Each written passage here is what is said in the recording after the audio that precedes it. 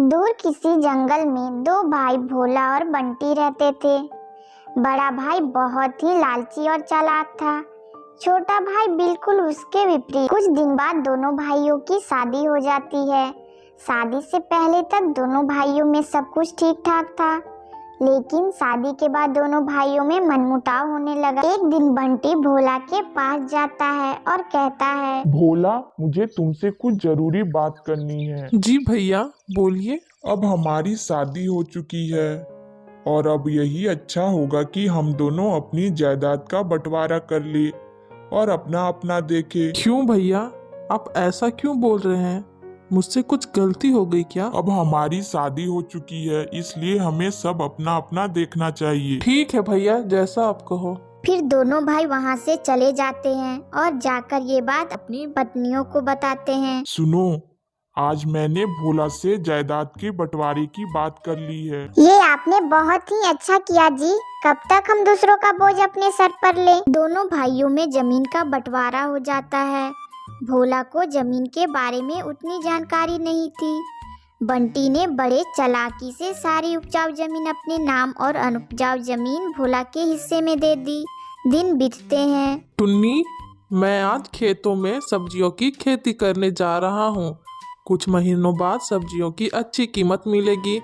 जल्दी से मेरे लिए खाना लगा दो। ठीक है जी, मैं भी आपके साथ चलूंगी। ठीक है, चलो, मेरी भी मदद हो जाएगी। दोनों खेत पहुंचते हैं और अलग अलग तरह की सब्जी के बीज को बो देते हैं।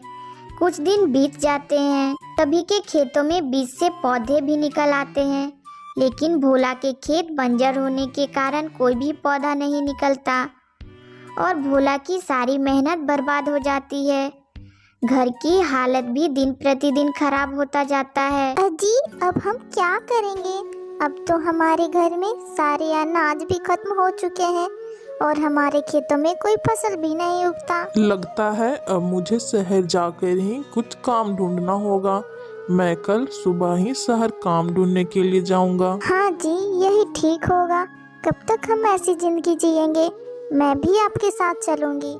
अगर दोनों काम करेंगे तो अच्छा होगा। नहीं नहीं, तुम घर पर ही रहो और बच्चों का ख्याल रखो। अगले दिन सुबह भोला शहर जाने के लिए निकल पड़ता है। रास्ते में उसे प्यास लगती है। वो एक तालाब के पास जाता है और पानी पीकर वहीं एक पेड़ के नीचे आराम करने लगता है और कहता है, मैं कितना बदनसीब हूँ। मैं तो अपने बीवी और बच्चों को 2 वक्त की रोटी भी नहीं दे सकता। अपनी बदनसीबी को देखकर भोला को रोना आ जाता है। तभी उसके आंसू उस पेड़ की जड़ में गिरती है और उस पेड़ से आवाज आती है, अरे, कोई है क्या यहाँ पर? मुझे बहुत प्यास लगी है, कोई पानी पिला दो। भोला इधर उधर देखने लगता है। उसे कोई नहीं दिखता है। पेड़ से फिर आवाज आती है, इधर देखो, मैं इस पेड़ से बोल रहा हूँ। बहुत प्यास लगी है मुझे, कृपया करके आप पानी मुझे पिला दो। भोला पास की नदी में जाता है और वहाँ से पानी लाकर पेड़ की जड़ों में डाल देता है। अब जाकर मेरी प्यास बुझी है। मैंने तुम्हें रोते हुए सुना, क्या बात है? तुम क्यों रो रहे थे? भोला अपनी सारी परेशानी बताता है।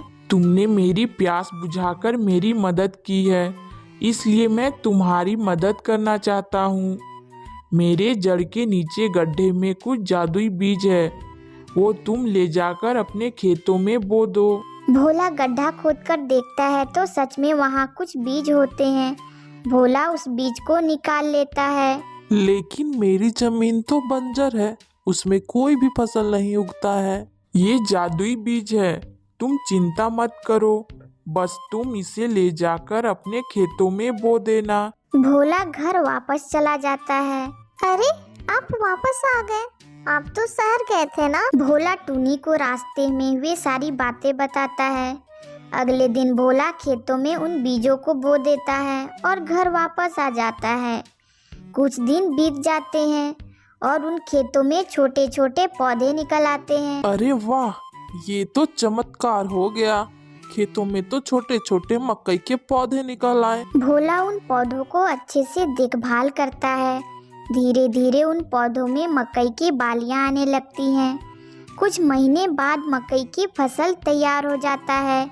यह सब देखकर भोला और टूनी बहुत खुश होते हैं। एक दिन भोला और टूनी खेत जाकर सारे मकई तोड़कर घर ले आते हैं। घर पहुंचकर भोला जब मकई के दाने को निकालकर देखता है तो मकई के दाने सोने के होते हैं। यह देखकर उनकी आंखें फटी की फटी रह जाती है। अरे ये तो सोने हैं, वो भी बिल्कुल असली। हाँ जी, ये तो सच में असली सोने हैं। फिर भोला और टूनी सारे मकई के दाने को निकाल कर देखते हैं।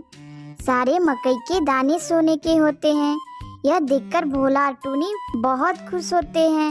अगले दिन भोला वापस उस पेड़ के पास जाता है। हमारी मदद करने के लिए आपका बहुत बहुत शुक्रिया। ये तो तुम्हारी अच्छाई और ईमानदारी का फल है, लेकिन तुम मेरी एक बात याद रखना, अपनी इस दौलत पर कभी घमंड मत करना और इससे गरीबों की मदद करना। जी, मैं आपकी कही सभी बातों का ध्यान रखूंगा।